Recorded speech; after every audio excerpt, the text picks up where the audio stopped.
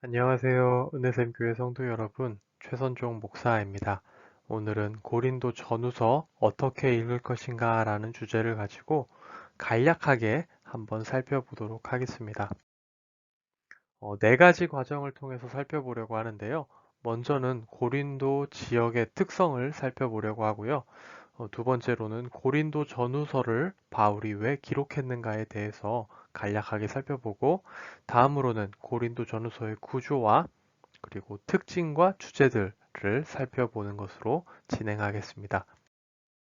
가장 먼저 고린도 지역의 특징이라고 할 수 있습니다. 지금 현대에 이제 지명이 적혀 있는 지도를 가지고 와봤는데요. 그리스에 속해 있고요. 조금 그리스 그 밑에 있습니다. 아테네하고도 그렇게 멀리 떨어져 있지 않은데, 이 지도로 봤을 때도 우리가 딱 알 수 있는 것이 굉장히 그 요충지입니다. 통상의 요충지이고 또 교역의 요충지라고 할 수 있죠. 실제로 우리가 사도행전을 통해서 고린도 지역에 교회가 섰다는 것을 볼 수 있는데, 사실 인간적인 견지로 보면 과연 고린도에서 많은 성도들이 존재할 수 있을까 하는 의심이 들 법도 합니다.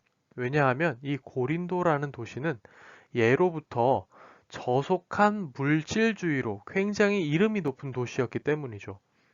초기 헬라 문학들을 보면 고린도는 부의 도시로 표현이 되면서 비도덕적인 도시로 나옵니다. 우리가 잘 알고 있는 호머의 일리아드에도 그렇게 표시가 되고 있고요. 또 우리가 잘 알고 있는 플라톤은 창녀에 대해서 언급하면서 고린도 여인이라는 표현을 사용하고 있습니다. 또 극작가인 필레타이러스는 호 코린티아스 테스라는 이름의 해악극을 지었는데, 이것을 번역하면 호색가가 됩니다.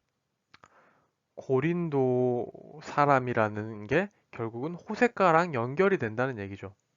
또, 그 고대 그리스의 극작가였던 아리스토파네스라는 사람은 코린티아 조마이라는 동사를 간통을 뜻하는 말로 사용하고 있습니다. 이렇게 초기 이 헬라의 문화권을 보면 얼마나 이 고린도라는 도시가 저속하고 또 부는 축적했지만 간음과 간통과 문란한 도시였는지에 대해서 알 수 있습니다. 스트라보에 의하면 이러한 고린도의 부유함은, 그리고 악은 주로 아프로디테 신전과 이 신전에 있던 1000명에 가까운 그 매음녀들을 중심으로 한 것이었다고 합니다. 이러한 연유로 고린도로 항해하지 말라라는 격언이 생기기까지 했다고 합니다. 그러니까 이 고린도라는 지역이 뭐 우리가 딱 비교할 만한 도시가 생각이 나지 않지만, 굳이 구약의 성경을 생각을 해본다면, 창세기를 생각해 본다면 결코 소돔과 고모라에 그렇게 막 많이 뒤지는 도시는 아니었을 거다라는 생각까지 해볼 수 있을 정도로 이 도시는 참으로 문란하고 여러 문제가 많았던 도시였던 거죠. 이 도시는 주전 146년에 로마의 항거한 죄로 파괴가 되었습니다. 모든 시민은 죽임을 당하거나 노예로 팔려갔었죠.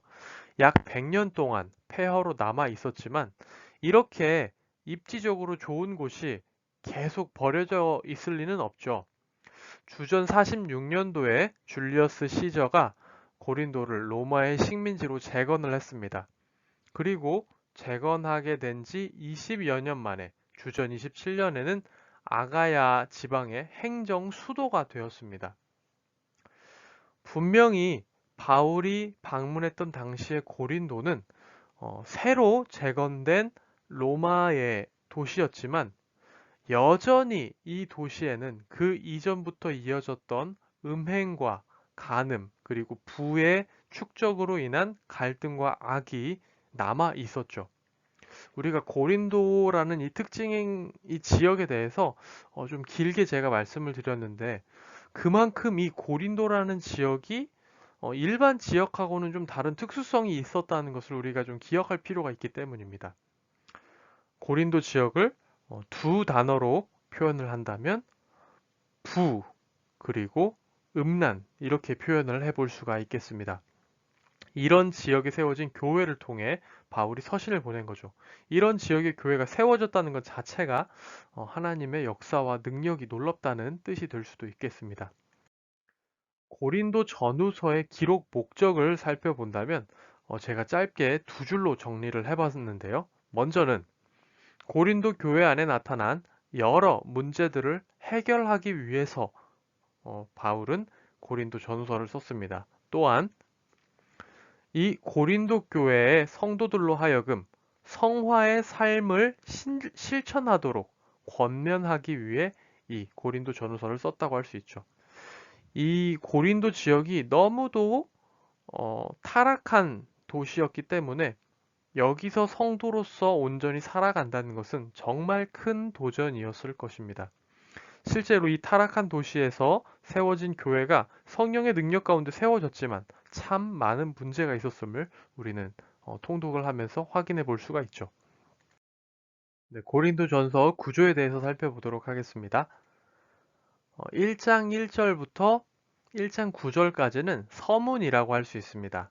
그리고 1장 10절부터 6장 20절까지는 고린도 교회에 대한 꾸짖음이라고 할 수 있습니다. 너희 중에 이러이러한 악이 있다고 들었다. 이래서는 안 되지 않느냐? 라고 강력하게 얘기를 하고 있고요. 교회의 치리와 또 교회의 그 악을 제거할 것에 대해서 강력하게 얘기를 하고 있습니다. 7장 1절부터 11장 1절까지는 고린도 교회에서 바울에게 문의한 내용, 이건 어떻게 해야 됩니까? 저건 어떻게 해야 됩니까? 라는 내용에 대한 바울의 답변이 담겨 있고요. 11장 2절부터 14장 40절까지는 공예배에 대한 교훈이 담겨 있습니다. 공예배에 대해서는 이렇게 하는 것이 합당하다. 이렇게 하는 것이 공예배 때 좋다. 이렇게 바울이 가르치고 있고요. 15장 전체를 통해서 부활에 대해서 굉장히 강하게 역설하고 있는 모습을 우리가 또 확인을 해 볼 수 있습니다. 그리고 16장 1절부터 16장 24절까지는 결문이라고 할 수 있죠. 한 가지 더 얘기를 드리자면 15장에 나와 있는 이 부활의 가르침은 우리가 정말 눈여겨볼 필요가 있습니다. 기독교 신앙의 핵심은 부활입니다. 부활이 없으면 기독교 신앙은 아무것도 아닙니다. 그렇기 때문에 부활이 얼마나 우리 신앙에 있어서 중요한지를 꼭 기억하고 넘어갈 필요가 있습니다. 다음으로 고린도 후서 구조에 대해서 살펴보도록 하겠습니다. 고린도 후서는 1장 1절부터 1장 11절까지가 서문입니다. 그리고 1장 12절부터 7장 16절까지는 성도의 삶에 대해서 얘기를 하고 있습니다. 다음으로 8장 1절부터 9장 15절, 그러니까 8장과 9절을 통해서는 연보의 모범에 대해서 얘기를 하고 있는데요. 예루살렘에 있는 가난한 성도들을 위해 연보를 낼 것에 대해서 얘기를 하고 있다고 우리가 생각을 해볼 수 있습니다. 다음으로는 10장 1절부터 13장 10절까지를 한 단락으로 또 볼 수 있는데요. 약함으로 인한 자랑이라고 정리를 해놨는데 이 부분은 바울이 자기 경험과 자기 있었던 일들을 얘기를 하는 겁니다. 자신의 약함에 대한 약함으로 인한 자랑들이 나타난다고 할 수 있겠습니다. 그리고 마지막 세 절은 이 편지의 결문이라고 할 수 있습니다. 고린도전서의 특징과 고린도전서에 나타나는 주제들을 살펴보려고 합니다. 이것도 제가 최대한 간략하게 만들어 보려고 했는데요.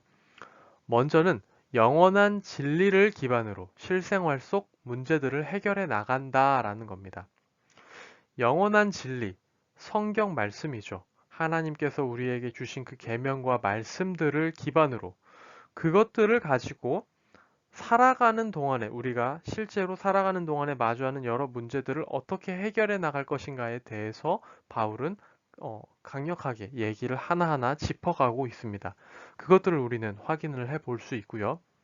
또 두 번째로는 이거 첫 번째하고도 좀 연결되는 부분이 있는데, 타락한 사회 속에서 그리스도인으로서 어떻게 살아갈 것인가? 그리스도인은 누구이고 어떻게 달라야 하는가? 이러한 방법들을 가르치고 있습니다. 그렇기 때문에 지금 우리에게도 이 고린도전서는 이 혼란한 세대 속에서 어떻게 그리스도인으로 살아갈지에 대해서 충분히 해답을 줄 수 있는 책이라는 겁니다. 세 번째로는 고린도전서는 굉장히 문학적으로 쓰여진 책이라고 할 수 있습니다. 실제로 바울의 서신들 중에서 가장 클래식한 특징을 가지고 있고요. 세련된 문체를 사용하고 있는 것을 확인해 볼 수가 있습니다. 물론 이제 헬라어 원문으로 봤을 때 얘기입니다. 특히 13장과 15장 같은 경우에는 학자들이 문장과 그 전체적인 장의 수려함에 대해서 극찬을 하는 장이라고 할 수 있습니다. 마지막으로 고린도전서에 나타나는 주제들을 생각을 해볼 수 있는데요. 여기 나와 있는 주제들 말고 다른 주제들도 나오는데 우리가 통독을 하면서 꼭 기억했으면 좋을 것 같은 주제들을 한번 정리를 해봤습니다. 왜곡된 충성, 충성을 누구에게 바쳐야 하는데 지금 누구에게 바치고 있는가 이런 부분들을 지적하고 있다는 거죠. 서로 파벌로 나뉘어 있는 그런 부분들을 지적하는 주제라고 할 수 있습니다. 우리는 그리스도 한 분께 속해야 하는데 왜 자꾸 이 사람 저 사람에게 속했다고 얘기를 하느냐 이제 이런 부분들이 나와 있고요. 성도들의 부도덕에 대한 주제가 나오고요. 참된 자유가 무엇인가에 대해서 또 고린도전서에서 얘기를 하고 있습니다. 공예배, 예배 공동체는 어떻게 해야 하는가, 우리는 어떻게 예배를 드려야 되는가 그런 주제들이 나오고 있고요. 그리스도의 몸으로서의 주제들이 또 나오고 있고 부활이 중요한 주제로 나오고 있습니다. 마지막으로 고린도 후서의 특징과 고린도 후서에 나타나는 주제들을 살펴보고자 합니다. 먼저는 이 고린도 후서라는 책은 바울이 복음에 대해서 조직적이고 체계적인 설명을 하기 위해 기록한 책은 아니라는 겁니다. 그러니까 우리가 고린도 후서 이 책 한 권을 놓고 이 책 안에서 바울 신학의 모든 것을 다 확인해 볼 수는 없다는 거죠. 그러면 고린도 후서에 나타나는 특징은 뭐가 있을까를 생각을 해볼 때 바울의 인간적이고 친밀한 모습들이 많이 담겨 있는 것을 우리는 고린도 후서에서 발견할 수 있다고 얘기할 수 있습니다. 이를 두고 우리는 자선적 특징이 강하다고 정리를 해볼 수 있겠죠. 고린도 후서에는 다른 바울의 어떤 서신들에서는 발견할 수 없는 바울의 인간적이고 솔직하고 또 감정적인 그런 문장들을 많이 발견할 수가 있습니다. 이런 것들이 고린도 후서만의 특징이라고 우리가 생각을 해볼 수 있고요. 또 하나 생각해 볼 수 있는 것은 고린도 후서에는 바울이 사도로서의 자기 권위를 강력히 변호하는 내용이 담겨 있다는 겁니다. 꽤 많은 부분을 할애해서 자기 권위를 변호하고 있습니다. 고린도 교회 안에 누군가가 바울의 사도로서의 권위를 공격하고 바울의 가르침 자체를 뒤집어 엎으려고 했던 시도가 있었던 거죠. 바울 그 사람 제대로 된 사도도 아니야. 바울 그 사람이 말한 것들 믿어서는 안 돼. 그 사람 지금 말로 하자면요. 사입이야. 그 사람의 가르침을 따라가면 너희들도 망해. 이런 식으로 바울의 권위를 깎아내리고 바울의 가르침을 공격하려는 무리들이 있었던 겁니다. 그렇기 때문에 바울은 자기가 사도로서 나 사도니까 나를 존중해줘. 나 사도니까 그에 맞는 대접을 해줘. 이걸 원하고 자기의 권위를 변호하는 게 아니라 자신의 가르침이 예수 그리스도로부터 직접 전해진 것을 강조하기 위해서 자신의 가르침이 틀리지 않았고 자신의 모든 사역의 기반과 원인은 오직 하나님과 그리스도께 있음을 분명하게 하기 위해서 자신의 사도로서의 권위를 변호하는 것을 우리는 확인할 수 있는데요. 이렇게 고린도 후서는 다른 바울의 서신들과는 다르게 바울의 자기 이야기와 자기 주장들이 좀 많이 나오는 책이다라는 것을 염두에 두시고 읽어가시면 유익할 것 같습니다. 마지막으로 고린도 후서에 나오는 주제들에 대해서 살펴보려고 하는데요. 이 주제들 말고도 다른 주제들 또한 나옵니다. 하지만 이 주제만큼은 우리가 꼭 기억하고 고린도후서를 읽었으면 좋겠다 싶어서 정리를 해봤습니다. 시련에 대해서, 성도의 삶에 닥치는 시련에 대해서 또 주제가 나오고요. 교회의 권징에 대해서도 주제가 나오고 있습니다. 또한 성도가 가져야 할 소망에 대해서도 얘기를 하고 있고요. 연보와 관련해서 나눔에 대한 얘기들도 하고 있습니다. 또 그리고 성도가 가져야 할 건전한 교리에 대해서도 얘기를 하고 있죠. 이런 것들을 우리가 기억하고 고린도 전서와 고린도 후서를 읽어간다면 유익이 있을 거라 생각합니다. 네, 이 책들은 제가 이번 강의를 준비하면서 읽었던 책들이고요. 그러면 이것으로 고린도 전후서에 대한 이야기는 마무리가 되고요. 저는 다음 바울 서신들로 다시 돌아오도록 하겠습니다.